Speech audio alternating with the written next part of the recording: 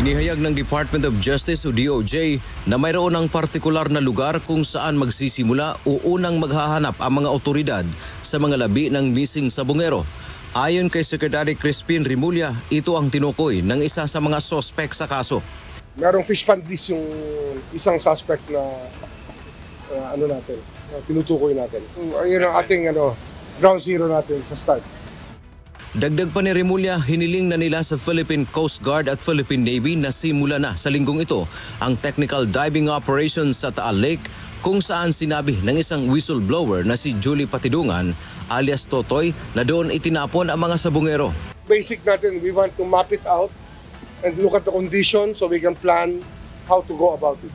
Hindi rin isinasantabi ng DOJ ang posibilidad na may iba pang lugar bukod sa Taal Lake kung saan itinapon ang mga labi. Humingi na rin sila ng tulong sa bansang Japan para sa mga kailangang equipment. Inaasahan anya na sasagot sila sa linggong ito. Samantala positibo ang DOJ na may iba pang mga witness sa kaso na lilitaw sa linggo ring ito. Dante Amento, UNTV, News and Rescue. Diyos ang aming sandigan, serbisyo publiko, ang aming pinahahalagahan.